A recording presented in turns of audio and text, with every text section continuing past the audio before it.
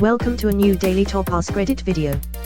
Today's topic: what famous person did you regret meeting because they were an ass? I've met lots of celebrities due to my job and where I've worked. Most are just normal people. One that does stand out to me though is Barbara Streisand. She was staying in a hotel I used to work at and wanted a set of small steps leading up to her bed to be made so her dog could get up there. She also wanted a fresh roll of turf brought every day for her dog to piss /shit on. On the flip side though, Britney Spears is an utter sweetheart who comes across like she just wants peace and to be left alone. She used to like having flowers delivered to her room so she could make displays, etc. They were pretty good. I have nothing but sympathy for Britney Spears. She seems to have endured some shit in her life. That's sweet. She just enjoys arranging flowers, and no fuss for me, thanks. Yeah. I never understood the dickhead mentality about making fun of her mental illness and just breaking down. I'm sure we all experienced it, whether a death or stress in general. Barbara Streisand. She wanted a set of small steps leading up to her bed to be made so her dog could get up there. She's cloned that dog twice at $50,000 a time. No wonder she treats it like glass. It's worth more than most people's cars. No, I'm not kidding. Holy shit, you're right. https://nytimes.com/2018/03/02/style. Most are just normal people. I think people, fans, forget that celebrities are people and they don't owe us anything. However, some celebrities also forget that everyone around them are also people and forget to act with human decency around them. However, I can understand a celebrity acting like an ass. Imagine leaving your day job pissed off from a bad day of work. No one will bother you. No one will even care. Now imagine a celebrity having a bad day and everyone wants to come up to for something on your way home from work. You still got the celebrities that are saints and the celebrities that are complete assholes, but I think most celebrities don't sit in these categories. Watching Long Way Up, I really felt for Ewan McGregor. He'd had a dream of going to Machu Picchu since he was a boy. He gets there, and everyone's just crowding him and saying, "Oh look, it's Obi-Wan." He barely got to see any of it. I wouldn't say disappointing as I never was eager to meet him, but Drake was just unprofessional and egotistical when I worked with him both times. This was before he got big, first awards show type level. He's told me to fuck off directly and I watched his mom calm him down from a tantrum. This is the most in-character story I've read this entire thread. Jimmy really got big-headed after leaving Degrassi. Jared Leto. I worshipped him as a teenager, mainly from seeing him in Requiem for a Dream and My So-Called Life and his band. But he was the most pretentious and arrogant person in real life. Never meet your heroes. I've heard that so often. The way he talks on a lot of news shows never really sat right with me. Then he became a cult leader and I noped out. Excuse me. What? My professor's daughter was his personal assistant for some time and according to her, he was completely insufferable. I met James Brown back in the 80s when I lived in Vale. The man was dissatisfied with everything and generally drunk. Absolute flip side was meeting Mr. Rogers when I was at Pitt. That man was the real deal.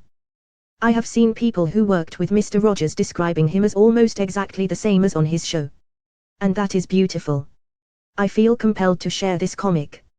https://2019/2019/03/25. You know the story of Mr. Rogers getting his car stolen. Word got around and the thieves found out. Next day, the car was returned with a note of apology. Nobody fucks with Mr. Rogers. Tom Hanks told a story about while he was filming the Mr. Rogers movie, in which he starred. He was in Pittsburgh, and some rough local who knew he was playing Rogers cornered him in an elevator and said, "You know, we take Mr. Rogers very seriously here. Dear thieves, return the car. Otherwise there will be 10 less people in your beautiful neighborhood." Candid Camera tried to prank Mr. Rogers and failed miserably. Mr. Rogers was too nice to give the expected reaction. https://www.youtube.com. Stuttering John from the Howard Stern Show tried to fuck with him and it didn't work. Mr. Rogers was just too kind, collected and unflappable. Handled the situation with grace and gave SJ no ammo to work with. We are so lucky to have him as a lasting example on how to conduct ourselves. I didn't appreciate his show enough growing up. He expected my seat on a plane. He was our local news anchor. Actually said, I may look familiar. I said, you're a merchant banker. The people with the smallest claim to fame are often the most egotistical about it. My dad works at a luxury car dealership. The guy playing adult Simba in the touring cast of Lion King had an issue with his car that couldn't be fixed immediately. When told this, he screamed at my dad, do you know who I am? No dude, unless someone saw the show the night before and recognized your name, no one knows who you are. Jared Leto hit on my girlfriend at the time, and called me fat. His brother Shannon was super nice though. To be fair, I am fat, but I knew that already. Lol. I've met him at a show, had a similar experience. He was a total rude, aloof dickhead, and his brother was super lovely, warm and sweet. I used to work in a posh hotel in Canada, vague on purpose, and I had met many famous people during my time there. Most were forgettable interactions honestly, but one stands out as the absolute worst. Chevy Chase. He is a trash human being. He was totally miserable and insulting to all the staff, and we treated him with nothing but professional respect and courtesy. If I ever meet him again, I'll tell him to his face what a colossal piece of shit he is. I can't watch his movies since. For the record, the best celebrity guest for me was Dave Grohl. He's an awesome guy. Everyone always has something nice to say about Dave Grohl. Nobody ever has had nice to say about Chevy Chase. Yeah, he's definitely someone to look up to, the perfect Grohl model for kids.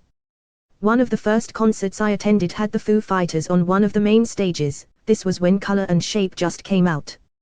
There was a young guy in a wheelchair, in the pit. People were tossing him around, but like carefully, cause you know, don't wanna damage him or the chair. Dave leaned over to check on him during a solo. Kid gave him the thumbs up. Dave had the biggest grin, gave it back. Dave Grohl is a fucking legend. Man broke his leg during a gig and still finished the set because he didn't want to let his fans down. His ankle was so smashed that his foot was dangling. The EMT reset his leg and then held his foot and ankle so they wouldn't move, for a set with 26 songs. If that's not dedication, I don't know what is. I once met Bill Burr at the Comedy Store in Hollywood. This was a little bit after his first Netflix special came out and I was a huge fan, saw all the YouTube vids out at the time including his famous Phil Lee rant. Needless to say, I was starstruck when I saw him and couldn't really muster the courage to speak. He was talking to some people in the hallway and I didn't know how to ask for a picture without being rude, so I stood there with my girlfriend kinda looking his direction. Once he acknowledged us, my girlfriend asked him, my boyfriend is a huge fan, may we take a photo? At which point Bill said, fuck no, I don't do pictures. My heart sank, then he smiled and said, no, I'm just kidding, come here, where would I be without you guys? Then he motioned us in for a group photo and said, now let's put our arms around each other like we know each other. He totally made my week. Dude is awesome. As a massive Bill Burr fan, I'm delighted this ended up being a good interaction, especially with how he comes across on podcasts and interviews. I would have hated to find out he was an asshole. The funny thing is, watching his stand-up, I could totally see him being an asshole and wouldn't think twice about it, and it wouldn't make me not a fan because that's actually who I think he is. Lol. I met a local weatherman from my neck of the woods twice. People love this dude on social media, but the both times I've seen him, he was a total asshole.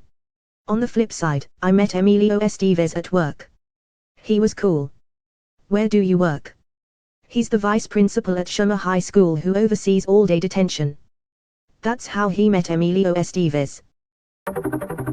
Cannot wait to see all of these answers cut and pasted on a BuzzFeed article.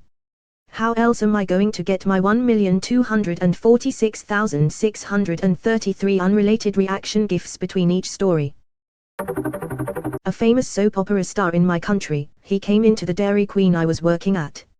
I didn't know who he was and my co-worker started hyperventilating and went to the back. The guy was rude, and when I handed him his cone he said, is that all? Like he expected extra because he was famous. Yeah dude, if you order one scoop you get one scoop. Didn't find out he was famous until he left and my co-worker came back to the front. This is a Dairy Queen sir, not a drama queen. Probably only for British people, but my boyfriend saw Peter K with his bodyguard in a chippy. Didn't say anything but elbowed his brother. Peter K saw him and said, "Yeah, it is me, now fuck off." Pretty harsh considering my boyfriend was only 11 at the time. He was the compere at my friend's first gig, and as he was introducing her he surreptitiously wound the wire really tightly around the mic stand.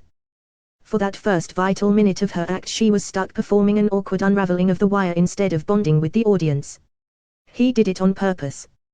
What an insecure dick.